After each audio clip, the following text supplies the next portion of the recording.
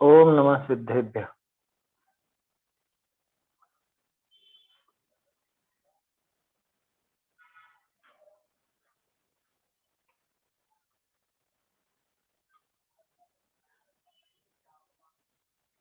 बहुसत्थ अर्थ जाने, संयम सम्मत शुद्ध तव यरणे। वंदिता आयरिये कसाय मल वज्जिदे शुद्धे। सयल जन बोहणत्थम जिणमग्गे जिणवरे हि जह भणियम।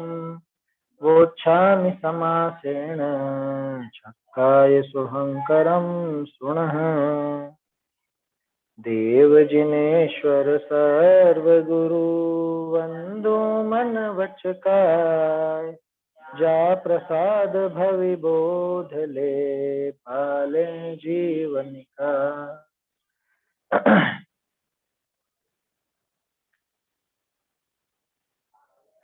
बोध पहुड़ ग्रंथ पर अपनी चर्चा चल रही है।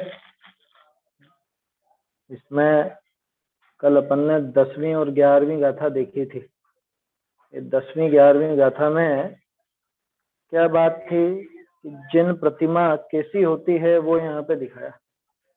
वास्तव में धातु की या पाषाण की जो प्रतिमाएं हैं वो तो व्यवहार से हैं। जिन प्रतिमा जिनेंद्र देव जैसा रूप जिसका हो, जिनेंद्र देव जैसे ही मुनिराज है और वो मुनिराज ही वास्तव में जिन प्रतिमा।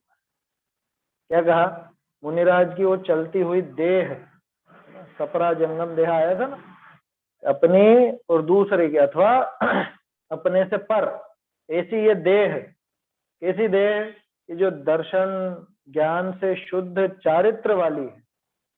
दर्शन और ज्ञान से शुद्ध चरण वाले निर्ग्रंथ वीतरागी महामुनिराज की जो देह है वो देह वास्तव में जिन प्रतिमा है। क्योंकि जिनेंद्र देव में और उनमें या जिनेंद्र देव के आकार में उनके आकार में कोई अंतर नहीं आता। जैसे जिनेंद्र देव हैं वैसे के वैसे ही मुनिराज। इसके बाद बात आई थी, अगली गाथा में भी उसी का समर्थन था कि जो शुद्ध चरण को, शुद्ध चरण का अर्थ यहाँ शुद्धाचरण भी ले सकते हैं। शुद्धाचरण माने शुद्धात्मा में लीनता है ना, शुद्धोपयोग जिसको अपन कहते हैं। तो जो उस शुद्धाचरण का या शुद्ध चरण का आचरण करते हैं, क्या जानते हैं, देखते हैं शुद्ध सम्यक्त को, माने उस आत्मा को ही, निश्चय से तो वो आत्मा ही सम्यक था। सा होई वंदनिया निग्रंथा संजदा परिमा। वो निर्ग्रंथ और संयत की जो प्रतिमा है वो ही वंदनीय होती है। ऐसी कल अपन ने दोनों गाथाएं देखी थी। अभी आगे और बात आ रही है। एक बार 11वीं गाथा दोहरा लेते हैं। जम चरदि शुद्ध चरणम जानै पिच्छे शुद्ध सम्मतम। सा होई वंदनीया अणिग्रंथा संजदा पडिमा। जो देखे जाने रमे निज में ज्ञान दर्शन चरण से। उन ऋषि गण की देह प्रतिमा वंदना के योग्य है। आगे फिर कहते हैं, अब आगे इसी का ही समर्थन करते हुए और बता रहे। देखो अपन ने आयतन में देखा था, आयतन में मुनिराज, फिर रिद्धिधारी मुनिराज और फिर उनसे भी आगे अरहंत भगवान को आयतन कहा। तो ऐसे ही यहाँ पे जिन प्रतिमा में मुनिराज को तो कहा ही है, अब साक्षात सिद्ध भगवान को जिन प्रतिमा कह रहे कि वो है प्रतिमा वास्तव। ध्यान हो तो दर्शन पाहुड़ की जो आखिर में अपन ने प्रकरण देखा था, वहां पे स्थावर प्रतिमा और जंगम प्रतिमा का नाम था। स्थावर प्रतिमा किसे कहा था? अरहंत भगवान को। और जंगम प्रतिमा सिद्धों को कहा था वहां, है ना। देखने में ऐसा लगे कि अरहंतों को कहना चाहिए, जंगम तो इनको स्थावर क्यों कहते। ऐसे ही यहाँ पर, अब यहाँ पे एक तो मुनिराज को कहा, और मुनिराज को कहा तो अरहंत भी शामिल कर लेना। क्यों? क्योंकि अरहंत जैसे ही उनका आकार बताया था ना, अरहंत और मुनिराज वो तो आ गए यहाँ पर ये प्रतिमा में। और एक और तरह की प्रतिमा, वो सिद्ध भगवान, सिद्धों को भी यहाँ पे प्रतिमा कहते। कहाँ है स्थावर? बताया था ना, यहाँ से गमन करके वो सिद्ध शिला में गए, उस गमन को ही गमन गिना, बाकी गमन तो है ही नहीं। जगह बदली ना, मध्य लोक से उधर गए तो ये गमन हुआ, इस अपेक्षा उनको जंगम कहा। और वो अरहंत भगवान तो मध्य लोक में ही विहार रहे हैं, विहार कर रहे हैं, इस वजह से उनको स्थावर कहने में। देखो 12वीं 13वीं का था। दंसण अनंत नाणम अनंत वीर्य अनंत सुखाय सासय सुख अदेहा मुक्का कम्मठ बंधेहि निर्वम मचल मखोहा निम्मिव्याजंगमेण रूवेण सिद्धठाणम मिठिया वो सरपड़ी माधुवा सिद्धा दंसण अनंत नाणम अनंत वीर्य अनंत सुखाय सासय सुख अदेहा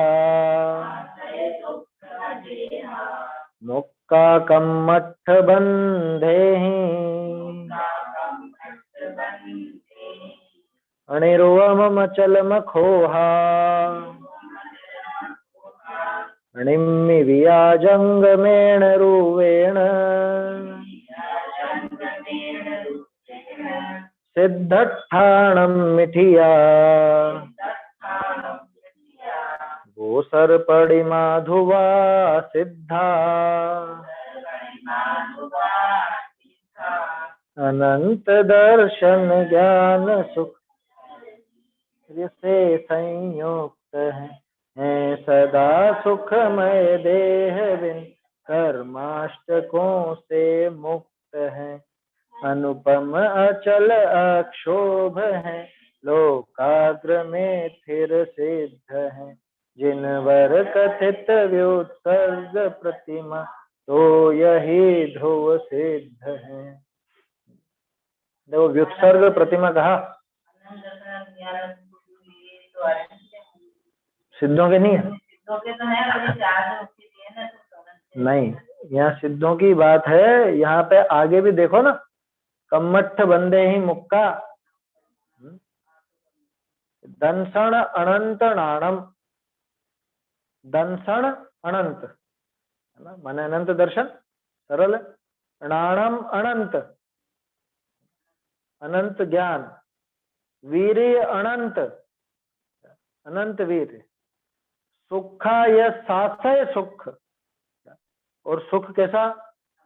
शाश्वत सुख। वो अनंत पीछे से भी लगा सकते हैं है ना, बीच में जो अनंत शब्द है, मतलब तीसरी बार जो आया वो मध्य दीपक भी समझ सकते हैं, वीर्य और सुख के लिए, दोनों के लिए लग गया। अथवा पहले पहले जो अनंत शब्द है ये मध्य दीपक, दंसण अनंत नाणम एक साथ है ना, अनंत ही दर्शन और अनंत ही ज्ञान और अनंत वीर्य अनंत सुख, शाश्वत सुख रूप है।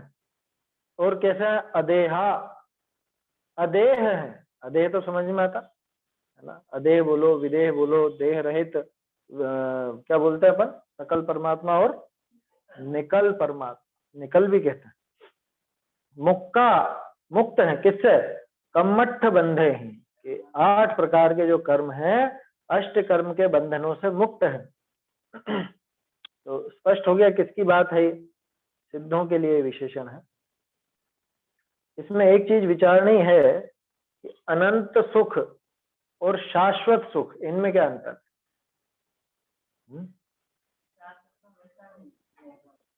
अनंत सुख और शाश्वत सुख में क्या अंतर है?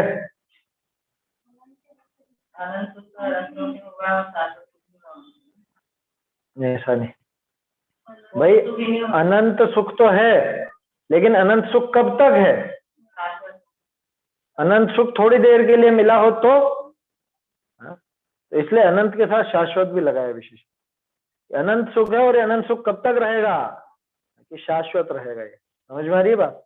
भाई जैसे 1 घंटे के लिए हमको अनंत सुख मिल जाए तो 1 घंटे बाद तो नहीं रहेगा ना, लेकिन अनंत सुख है और ये शाश्वत है, हमेशा रहने वाला है। ऐसे शाश्वत सुख के साथ में और उस देह से रहित होकर के 8 कर्म बंध से मुक्त जो होते हैं कौन? आगे आ रही है बात। तो और क्या क्या विशेषण देखो सिद्ध होंगे। अनिरुवम, निरुवम यानी निरूपम। समय सार जी की पहली गाथा है ना मंगलाचरण। अणुवमम, वहां पे उस गति को अनुपम कहा, यहाँ कहा निरुवमम, ये निरुपम है। और अचलम, चलायमान नहीं होते, चलायमान नहीं होते हर तरह से। भाई अब वहां पे जाके स्थिर हो गए तो वहां से भी चलायमान होने वाले नहीं है। दूसरा कि उनकी जो पर्याय हो रही है अनंत दर्शन, अनंत ज्ञान, अनंत सुख आदि की, ये भी अब चलायमान नहीं होती, माना अब इसका रूप बदलेगा नहीं। ये अनंत सुख है तो अनंत सुख ही रहेगा, है ना। ये वीतरागता है तो अब ये हमेशा हमेशा के लिए वीतरागता रहेगी ही सही, ऐसा दे समझना।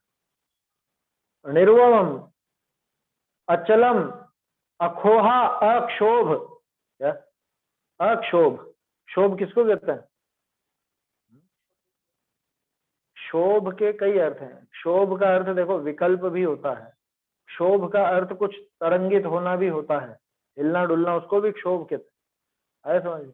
जैसे समुद्र क्षुभित हुआ, माने समुद्र में बहुत ज्यादा हलचल है, लहरें ऊपर नीचे होती है ना, तो उसको समुद्र में क्षोभ हो रहा है, ऐसा कहने वाला। तो अक्षोभ है कि न तो इनके कषाय रूप क्षोभ के भाव है ना, कोई विकल्प खड़े नहीं हो रहे हैं, और ना ही इनके कोई तरंग है। तरंग का मतलब कोई पर्याय नहीं हो, ऐसी बात नहीं कह रहे, लेकिन उस पर्याय में परिवर्तन नहीं है। पहले ज्ञप्ति परिवर्तन बहुत होता था, उससे क्षोभ होता था, अब कोई क्षोभ नहीं। केवल ज्ञान होने के पहले तो क्षोभ रहता है ना सभी तरह का, राग द्वेष रूप क्षोभ भी है, और ज्ञान के जो आकार बदलते हैं, ये आकारों का परिवर्तन, वो अलग क्षोभ भी है।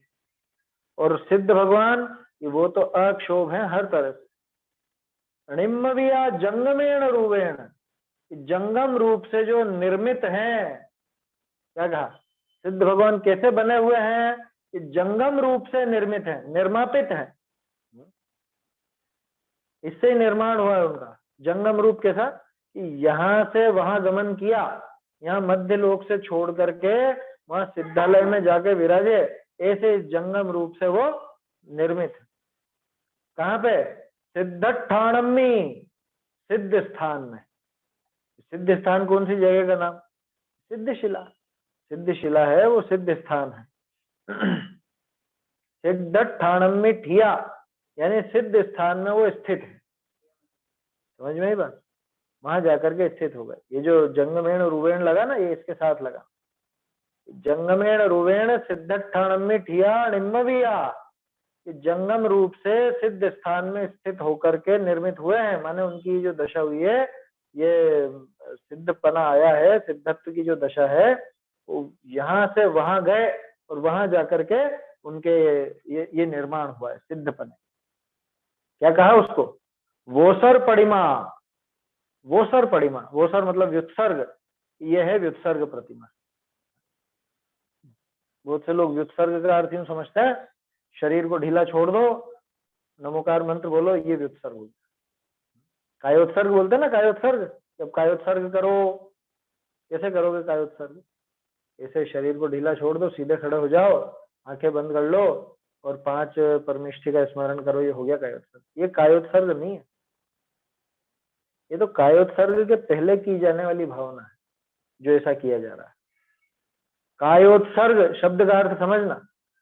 कायोत्सर्ग माने क्या? काय का उत्सर्ग, काय का त्याग, माने शरीर का त्याग होना, उसका नाम है कायोत्सर्ग। उसी को व्युत्सर्ग भी कहते हैं। तो शरीर का त्याग कहाँ होता है? अपने होता है क्या?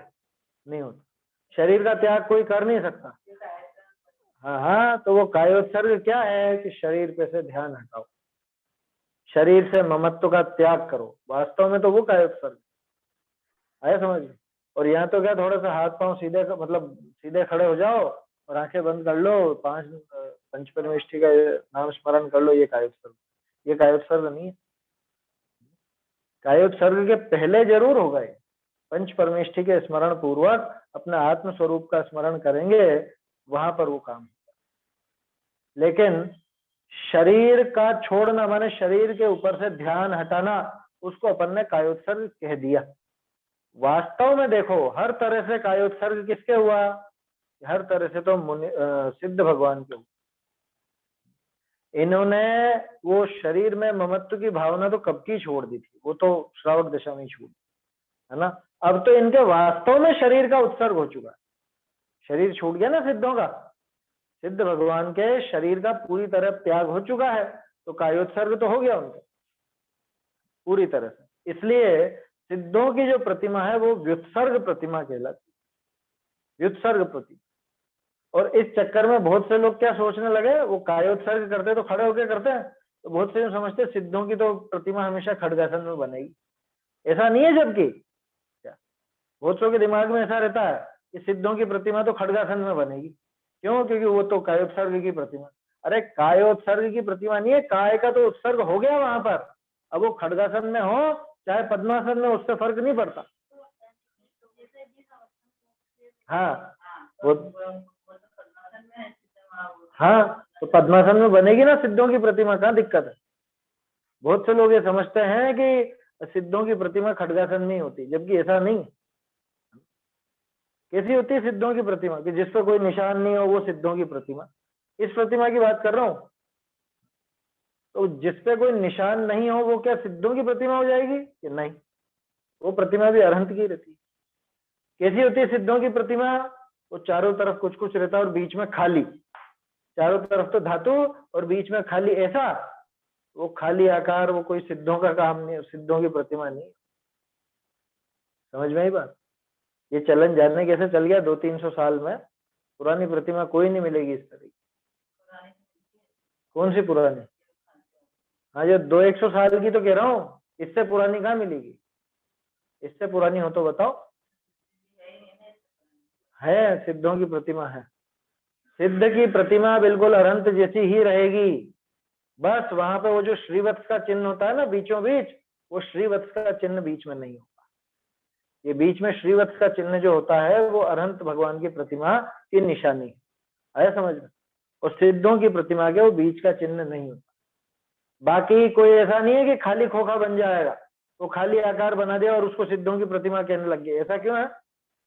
ये खाली है क्या? वो कुछ भी नहीं है क्या?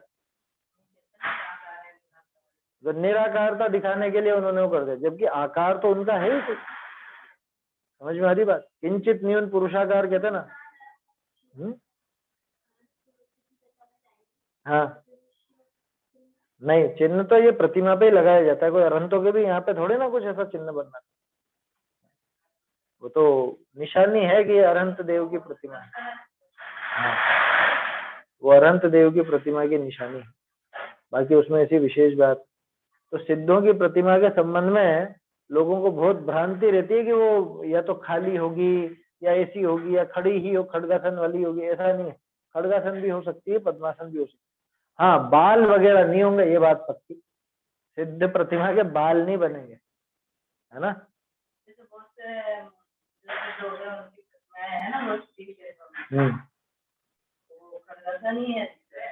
हाँ तो हो ना, कहाँ दिक्कत है? सिर्फ खड्गासन ही होंगी ऐसा नहीं है, लेकिन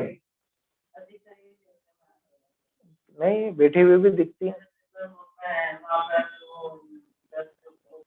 बना दी होंगी वो, लेकिन बैठी हुई मतलब पद्मासन में भी होती है, उसमें कोई बाधा नहीं है, क्योंकि दोनों ही आसन में सिद्ध भगवान बताए हैं।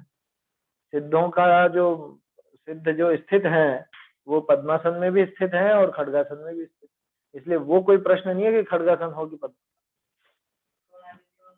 खास बात तो यहाँ पे ये है कि क्या है व्युत्सर्ग प्रतिमा, किसे कहते हैं व्युत्सर्ग प्रतिमा? वो खड़ी खड़े आकार की प्रतिमा बना दी, वो व्युत्सर्ग प्रतिमा। इतनी देर से जो अपन बात कर रहे थे वो वास्तव में प्रतिमा नहीं है। असली प्रतिमा तो साक्षात सिद्ध भगवान जो ऊपर विराजमान है सिद्धशिला में, वो प्रतिमा व्युत्सर्ग प्रतिमा है। क्यों? क्योंकि वहां पूरी तरह व्युत्सर्ग हो गया, काय का उत्सर्ग हो गया पूरी तरह से।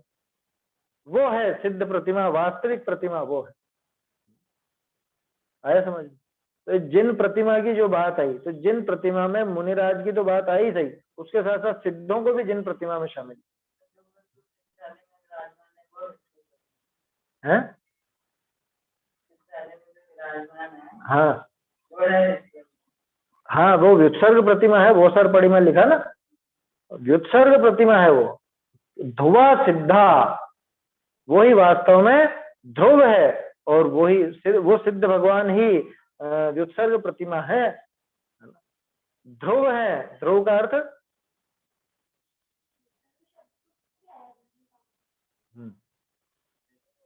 स्थिर, जिसमें न तो घटबड़ होगी और हमेशा तो रहेगा ही। नित्य से बढ़कर है ध्रुव विशेषण, ध्यान रखना। नित्य में तो, हाँ, नित्य पना तो ऐसा है कि नित्य तो रहेगा, लेकिन कम हो सकता है, ज्यादा हो सकता है। और ध्रुव में है कि नित्य भी है और स्थिर भी है, घटबड़ नहीं होगी, ऐसा ध्रुव का विशेषण है। तो सिद्ध भगवान है वो ध्रुव है ना, एक बात। दूसरा अर्थ, ध्रुव का अर्थ ये निश्चित है बात, क्या कि वो जो सिद्ध भगवान है वो ही व्युत्सर्ग प्रतिमा, ये बात ध्रुव है, ये बात निश्चय की है, वास्तविक है ये बात, है ना। तो ऐसे सिद्ध भगवान भी प्रतिमा है, जिन प्रतिमा है। देखो ढूंढारी से पढ़ते हैं इसको।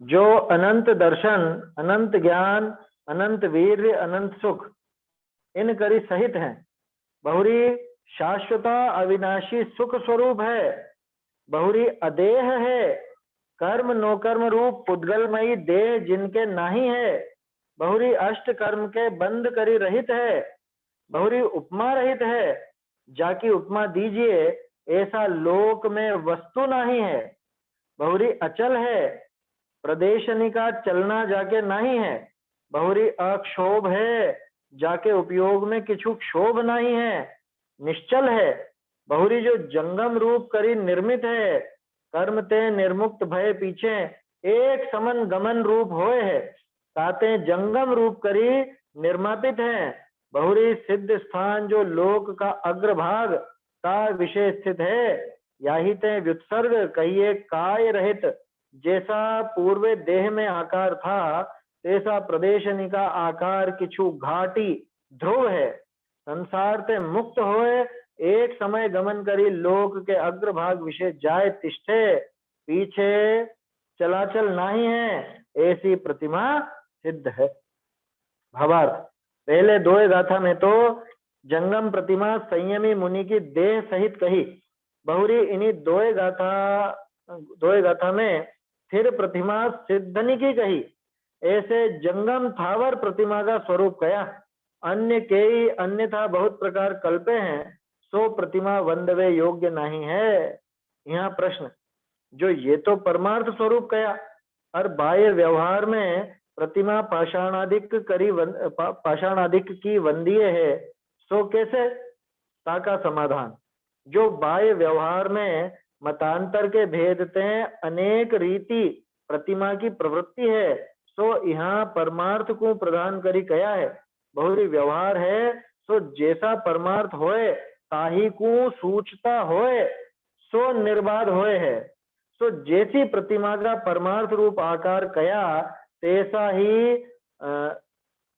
ही आकार रूप व्यवहार होए, सो व्यवहार भी प्रशस्त है, व्यवहारी जीवन के यह भी वंदने योग्य है, स्याद्वाद न्याय करी,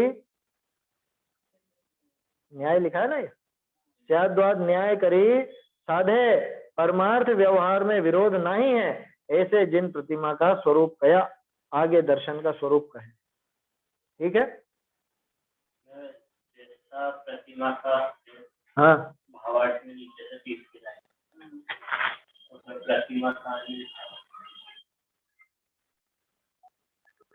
इसमें क्या लिखा है? जैसा परमार्थ रूप आकार कहा है ना। एक सेकंड। हाँ, जैसे जैसे प्रतिमा का परमार्थ रूप आकार कहा। हाँ सही है, जोड़ लो इसको। बाकी तो सब ठीक है ना।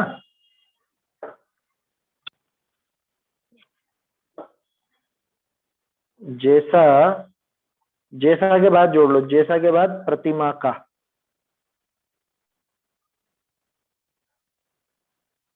जैसा प्रतिमा का परमार्थ रूप आकार कहा, वैसा ही आकार व्यवहार।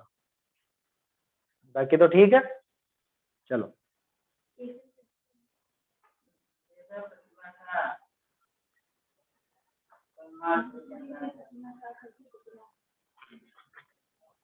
कहाँ लिखा?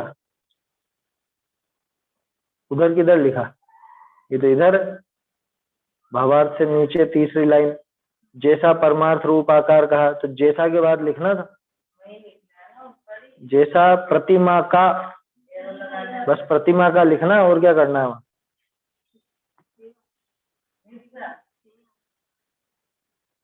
क्या है?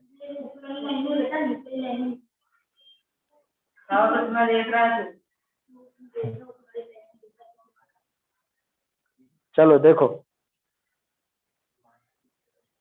जो अनंत दर्शन, अनंत ज्ञान, अनंत वीर्य और अनंत सुख सहित है। चलो ध्यान दो, इधर सिद्धों के विशेषण बता रहे हैं। जो अनंत दर्शन, अनंत ज्ञान, अनंत वीर्य और अनंत सुख सहित है, इनकी चर्चा पहले भी की अपन ने।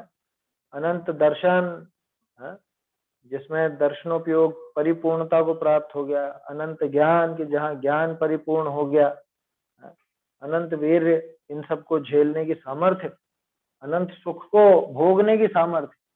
अनंत पदार्थों को जानने की सामर्थ्य, ये सब अनंत की। और अनंत सुख सहित है। और कैसे है? शाश्वत अविनाशी सुख स्वरूप है ना। शाश्वत है, अविनाशी सुख स्वरूप है, कभी नाश होने वाला नहीं है। अदेह है, अदेह यानी देह रहित पूरी तरह से। कौन सी देह नहीं है? कि न कर्म है वहां, न मतलब कार्मण शरीर भी नहीं, और ये नो कर्म रूप ये जो उद्गल का बना हुआ, आहार वर्गणा का बना हुआ ये शरीर है, ये शरीर भी नहीं। हर प्रकार से अदेह है। कर्म नो कर्म रूप पुद्गलमयी देह जिनके नहीं है। कर्मों की देह भी नहीं और नो कर्म की देह भी नहीं। अष्ट कर्म के बंधन से रहित। विचार तो करो, यहाँ पे अपन 8 कर्म बंधे हुए। ये बात सुनने में ऐसी लगती है बहुत, अब कई बार सुन ली, सैकड़ों हजारों बार सुन ली, तो उस बात की महिमा ही नहीं आती। अपन 8 कर्मों से बंधे हुए हैं, इसलिए दुखी हैं। तरह तरह के जो अपने को दुख देखने को मिलते हैं। तोडरमल जी ने दिखाया ना, कर्मों की अपेक्षा से दुख तीसरे अधिकार में। तो ध्यान रखना चाहिए वो प्रकरण कि दुख किस बात से, कि कर्मों का काम कैसा होता है और इन कर्मों की वजह से जीव किस किस तरह से दुखी होता है। जब ये ख्याल में रहेगा तब जाकर के वो सिद्धों की महत्ता ख्याल में आएगी कि सिद्धों के ये 8 कर्मों में से एक भी कर्म, इन कर्मों का नाश कर दिया इन्होंने। जिन कर्मों की वजह से मैं आज अनंत दुखी हूं, सिद्ध भगवान उन कर्मों के नाश से इस तरह से सुखी। अष्ट कर्म के बंधन से रहित है, उपमा रहित है। अनुपम है ना, वो गति तो अनुपम है ही सही, लेकिन वो गति अनुपम क्यों है? क्योंकि वो सिद्ध दशा अनुपम है। सिद्ध भगवान अनुपम है, इसलिए वो उस गति को भी, मतलब वो गति भी अनुपम कहलाती। क्या होता है अनुपम का मतलब? जगत में कोई दूसरा पदार्थ उसके जैसा है नहीं, उपमा नहीं दी जा सकती, है ना। जैसे अपन कहते हैं कि अरे देखो ये तो बिल्कुल शेर जैसा बहादुर है, या चंद्रमा जैसा सुंदर है, और ऐसा है और वैसा है। ये सब तो पुद्गल के विशेषण पुद्गलों में लग जाए। सिद्धों के अनंत सुख की तुलना किससे करोगे बताओ? न्याय दीपिका पढ़ी ना, यहाँ सादृश्य वस्तु है ही नहीं। इसके समान वस्तु है ही नहीं, कैसे उदाहरण दें उसको। सिद्धों में अनंत सुख पाया जाता है, जैसे, बताओ उदाहरण दो इसका। उदाहरण दे ही नहीं सकते। क्यों? क्योंकि दूसरा कोई है ही नहीं इस तरह का। सिद्धों की जो दशा है उस तरह का कोई दूसरा, सिद्ध ही होंगे उनके जैसा। अगर दूसरे का किसी का नाम लेना है तो सिद्धों का ही नाम लेना पड़ेगा। तो ऐसे उपमा रहित हैं। तो उपमा रहित होना अच्छी बात है कि बुरी बात? अरे उपमा रहित है माने इनके जैसा कोई दूसरा मिलेगा नहीं। यहाँ कह रहे हैं कि उपमा रहित है माने जगत में कोई दूसरा इनकी समानता नहीं कर सकता, इनकी तुलना नहीं कर सकता, उसकी उपमा नहीं दी जा सकती इनको। तो ये विशेषता है ना। जिसकी उपमा दी जाए ऐसी लोक में वस्तु नहीं। अचल है, अचल। ये देखो सारे विशेषण वैसे ही हैं जैसा पहली गाथा में, समय सार जी की पहली गाथा है। ध्यान पहली गाथा देखो। अचल है, प्रदेशों का चलना जिनके नहीं, ये अचल का विशेषण। इसके पहले प्रदेशों का हलन चलन होता रहता है। कहां तक होता है? केवल ज्ञान होने तक कि केवल ज्ञान होने के बाद भी? हाँ, केवल ज्ञान होने के बाद भी वो चलायमानपना बना ही रहता है। प्रदेशों में हलन चलन होता रहता है। और कितना होता है? अपने से भी ज्यादा, अपने से भी ज्यादा। जितना हलन चलन हमारे प्रदेशों में होता है उससे भी अनंत गुना ज्यादा अरहंतों के वो हलन चलन पाया जाता है। तभी तो उनके आश्रव ज्यादा है। आश्रव पूरा है लेकिन बंधन बिल्कुल भी नहीं। और इनके अचल, अचलपना आ गया। देखो सहयोग केवली और अयोग केवली बोलते हैं ना। तो अयोग केवली सिद्ध है, वहां पे भी अरहंती है, लेकिन अब वहां पे योगों का कंपन शेष नहीं रहा। वहां अब बस सिद्ध बनने की तैयारी है। जरा सी देर का रहता है, यू रेल रे, इतने में तो खत्म। 5 लघु अक्षरों में पूरा काम हो जाता है। तो ऐसे अचल है ना। प्रदेशों का चलना जिनके नहीं, प्रदेशों में जो कंपन होता है, इधर से उधर फिरना होता है, वो जिनके नहीं। अक्षोभ है, जिनके उपयोग में कुछ क्षोभ नहीं। देखो बात करी थी ना अपन ने। क्षोभ किसका नाम? हलन चलन का नाम। मतलब वो जो उतार चढ़ाव हो रहा है, कुछ हलचल हो रही है, उस हलचल को भी क्षोभ कहा जाता है। यहाँ पे वही वाला अर्थ लिया। उपयोग में कोई क्षोभ नहीं है, उपयोग में कोई क्या कहें, हलचल नहीं है। जैसे समुद्र में कोई कंकड़ फेंके और वो समुद्र में या तालाब में, और उसमें वो लहरें उठने लगती है ना, वो घेरा सा बन जाता है। अपन कुछ पत्थर वगैरह फेंको तो वो क्षोभ है। ऐसे ज्ञान में तरह तरह के चीजें जानने में आती हैं। कभी ये जाना, कभी ये जाना, कभी ये जाना। तो ये क्षोभ है ज्ञान का। जिनके उपयोग में कुछ क्षोभ नहीं है, निश्चल है, निश्चल। जंगम रूप से निर्मित है। अब देखो जंगम रूप से निर्मित का मतलब क्या? कर्म से निर्मुक्त होने के बाद एक समय मात्र गमन रूप होता है। ये जो आकार बना है ये यहां से यहां जाने पर बना, मध्य लोक से सीधा लोकाकाश के अग्रभाग, है ना। मध्य लोक से सीधा सिद्ध शिला पर तो एक समय में गमन रूप होते हैं, इसलिए जंगम रूप से निर्मापित। जंगम रूप से निर्माण उनका हुआ है। सिद्ध स्थान जो लोक का अग्रभाग, लोक का अग्रभाग क्यों कहते हैं? सबसे आगे का हिस्सा, सबसे आगे का, सबसे आगे का माने ऊपर से, ऊपर उससे आगे कुछ भी नहीं, है ना। उसके ऊपर कुछ भी नहीं है वास्तव, वहां जाकर विराजमान हुआ। सिद्धशिला कैसी होती है? अर्धचंद्राकार। कैसी होती है? हाँ, छत्राकार कहते हैं उसको। शास्त्रों में छत्राकार नाम आता है, चंद्राकार नाम नहीं आता। छत्राकार, छत्र जैसे आकार। कहाँ है ही नहीं। कहाँ लिखा है? परिभाषा में चंद्राकार लिखा है क्या? नहीं है परिभाषा।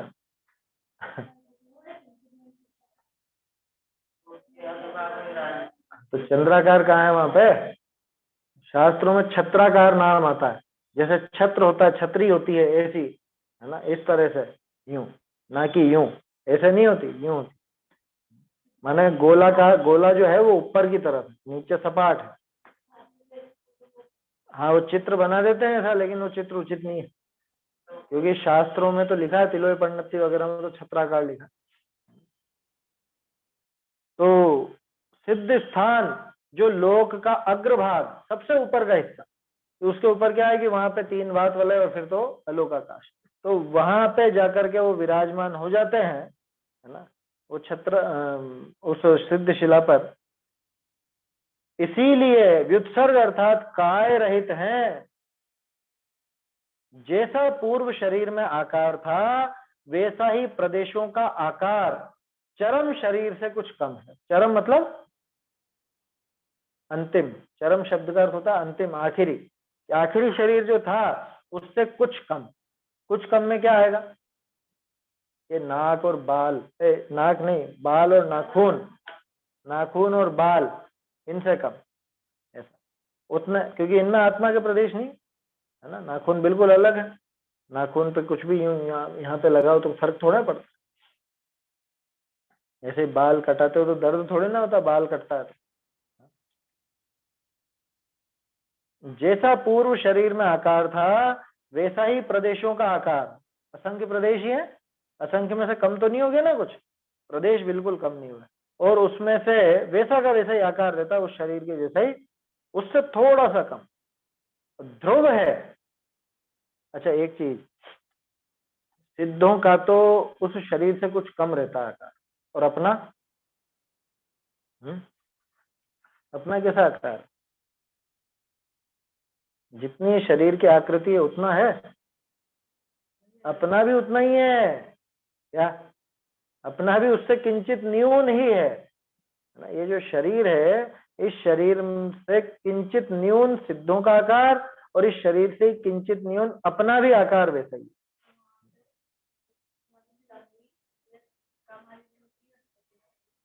हाँ, रह सकते हैं ना, कोई 3.5 हाथ के ही हैं और कोई 525 धनुष के हैं। जैसे बाहुबली स्वामी है, तो बाहुबली भगवान अब जो सिद्ध हैं तो वो तो 525 धनुष के हैं, और महावीर भगवान है वो 7 हाथ के ही। आए समझ?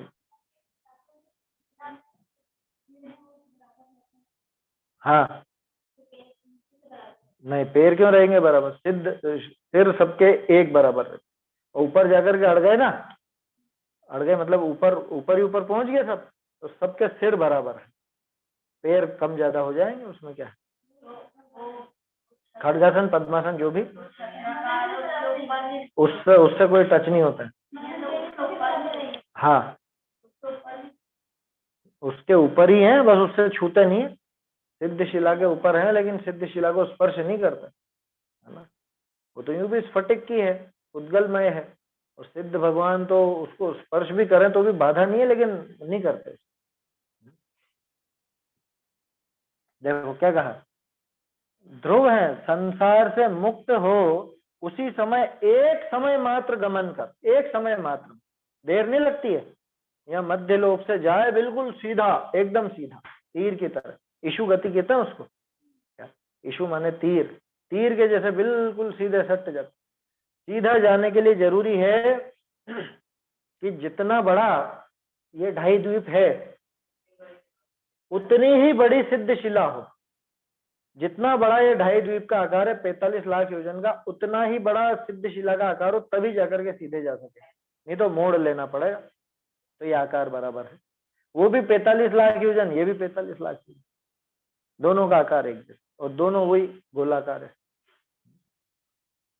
एक समय मात्र गमन कर लोक के अग्रभाग में जाकर स्थित हो जाते हैं, फिर चलाचल नहीं होते हैं, उसके बाद कोई चलायमान पना होता नहीं। ऐसी प्रतिमा सिद्ध भगवान है, ये सिद्ध भगवान। देखो भावार्थ, पहले 2 गाथाओं में तो जंगम प्रतिमा संयमी मुनियों की देह सहित कही, है ना। मुनिराज का जो शरीर है, अथवा मुनिराज जो शरीर रूप मतलब उनके शरीर सहित, वो तो जंगम प्रतिमा है ना। इन 2 गाथाओं में फिर प्रतिमा सिद्धों की गई, यहाँ बात बदल दी है। दर्शन पहाड़ में प्रकरण अलग था, वहां सिद्धों की जंगम प्रतिमा कही थी और अरहंतों की स्थावर प्रतिमा कही थी। यहाँ पे मुनिराज के जंगम प्रतिमा कही है। और यहाँ एक और विशेष बात, सिद्धों को भले ही स्थावर प्रतिमा यहाँ कह रहे हो ये, लेकिन निर्मित कैसे हुए वो, कि जंगम रूप से ही निर्मित हुए। ये तो गाथा में आया ना। इस प्रकार जंगम स्थावर प्रतिमा का स्वरूप कहा है। ये दो प्रकार की प्रतिमा होगी। अच्छा देखो, एक और बात है, ये जो 13वीं गाथा अपन ने देखी जंगमेण, उसमें एक पाठांतर भी मिलता है, अजगमेन रूपेण। तो अजंगमेन लेोगे तो स्थावर बन जाएगा, वैसा अर्थ निकल जाएगा। खैर उससे फर्क नहीं पड़ रहा। इस प्रकार जंगम स्थावर प्रतिमा का स्वरूप कहा।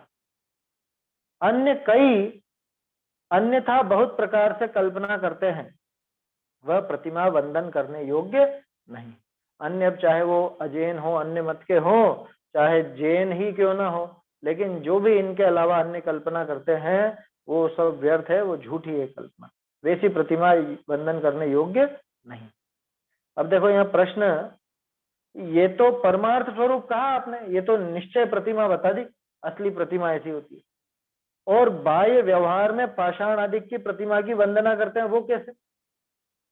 भाई असली प्रतिमा सिद्ध है, असली प्रतिमा मुनिराज है, तो ये बाहर में ये पाषाण की या अष्ट धातु की ये प्रतिमाओं को फिर वंदन कैसे होता है?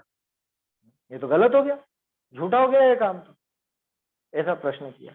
देखो क्या समाधान, जो बाह्य व्यवहार में मतांतर के भेद से अनेक रीति प्रतिमा की प्रवृत्ति है, कहीं पे तलवार लिए हुए हैं, कहीं पे धनुष बाण लिए हुए हैं, कोई आंखों से डरा रहे हैं, कोई आशीर्वाद दे रहे हैं, कोई मुस्कुरा रहे हैं, किसी के हाथ आयुध है, किसी को नार भाती है, ये सारे है ना भजनों में भी। तो ऐसे तरह तरह की प्रतिमाओं की प्रवृत्ति है। यहाँ परमार्थ को प्रधान कर कहा है और व्यवहार है, वहां जैसा प्रतिमा का परमार्थ हो उसी को सूचित करता हो, वो निर्बाध है। क्या मतलब कि भाई जो वास्तविक रूप है उसी बात को अगर व्यवहार प्ररूपित करे तब तो वो व्यवहार सच्चा, तब तो वो व्यवहार काम का है, समझ में, वो निर्बाध है, उस व्यवहार में बाधा नहीं आएगी। कौन से व्यवहार में? कि जो व्यवहार अपने निश्चय स्वरूप को दिखलाए, निश्चय स्वरूप को झलकावे, ऐसे व्यवहार में बाधा नहीं आएगी। जैसे महावीर स्वामी की प्रतिमा बिल्कुल ऐसी बनाओ वीतराग भाववाही, तो कोई समस्या नहीं, ऐसे ही थे। लेकिन महावीर भगवान की प्रतिमा कुछ ऊट पटांग कैसी भी बना दो, वैसे नहीं चलेगी। जैसा भगवान का स्वरूप है ना, जैसा प्रतिमा का परमार्थ रूप हो ऐसा ही वो व्यवहार सूचित करे तो वो निर्बाध है। जैसा प्रतिमा का परमार्थ रूप आकार कहा वैसा ही आकार रूप व्यवहार हो तो वह व्यवहार भी प्रशस्त है, ऐसा व्यवहार भी प्रशंसनीय है। शर्त यह है कि जैसा अनंत भगवान का स्वरूप है वैसा का वैसा इस प्रतिमा का होना, तो वो प्रशस्त है, पूजनीय है। कहता है जिन प्रतिमा जिन सारखी कही जिनागम माही। जैसा प्रतिमा का परमार्थ रूप आकार कहा वैसा ही आकार रूप व्यवहार हो, वह व्यवहार भी प्रशस्त है।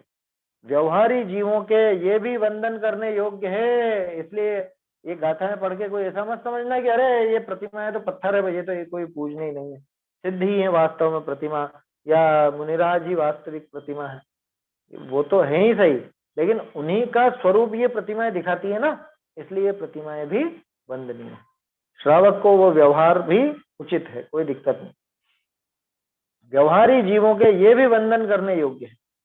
त्याद्वाद न्याय से सिद्ध किए गए परमार्थ और व्यवहार में विरोध नहीं। भाई त्याद्वाद की दृष्टि से देखो तो कोई विरोध नहीं आता, परमार्थ में और व्यवहार दोनों नए हैं, और दोनों नयों का बराबर प्रयोग करें तो वो आसानी से समझ में आता। तो परमार्थ और व्यवहार में इसलिए विरोध नहीं है। तो जो जीव भगवान की प्रतिमा को वंदन पूजन आदि करते हैं उसमें कोई समस्या नहीं है। हाँ, समस्या तो तब है कि उस प्रतिमा का स्वरूप क्या है, माने जिनकी ये प्रतिमा उनका क्या स्वरूप है, उस स्वरूप को नहीं पहचाने और कोरा ऊपर ही ऊपर से वंदन आदि करता रहे, वो काम नहीं चलेगा, है ना। जैसे सत्ता स्वरूप में अपन देख रहे हैं ना दिन में, वहां प्रश्न आएगा कि भाई इनको क्यों नमस्कार करते हो, क्यों आते हो। तो अगर उसके पास जवाब नहीं है तो समझ लेना कि गड़बड़ है मामला। चलो एक बार गाथाएं बोल लेते हैं दोनों, फिर समाप्त करते हैं, आगे की बात कल देखेंगे। ये प्रकरण भी पूरा हो गया प्रतिमा का। अगला प्रकरण दर्शन का आएगा। दंसन अनंत नाणम अनंत वीर्य अनंत सुखाय सासय सुख अदेहा मुक्का कम्मठ बंधेहि निर्वमम चलमम खोहा निम्मि वियाजंगमेण रूपेण सिद्धठाणम मिठिया वो सरपड़ी माधुवा सिद्धा अनंत दर्शन ज्ञान सुख अर वीर से संयुक्त है सदा सुखमय देह बिन कर्माष्टकों से मुक्त है अनुपम अचल अक्षोभ है लोकाग्र में थिर सिद्ध तो यही ध्रुव सिद्ध है। चैतन्य का स्मरण प्रतिक्षण ही करो रे भव के अनंत दुख को क्षण में हरो रे अक्षय अनंत निज सौख्य निधान पाओ गाओ अरे नित इसी के गीत गाओ।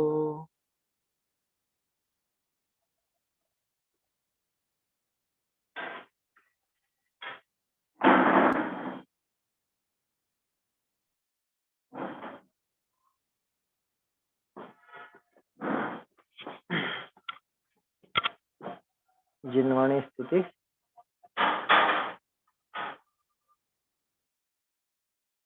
जब ते आनंद जननी दृष्टि परिमाई जब ते आनंद जननी दृष्टि परिमाई तब ते संशय विमोह भरमता विलाई जब ते आनंद जननी दृष्टि परिमाई मैं हूँ चित चिन्ह भिन्न परते पर जड़ स्वरूप मैं हूँ चित चिन्ह भिन्न परते पर जड़ स्वरूप दोन की एकता सुजानी दुखदाई जब ते आनंद जननी दृष्टि परिमाई रागादिक बंध हेत बंधन बहु विपत्ति दे रागादिक बंध हेत बंधन बहु विपत्ति दे संवर हित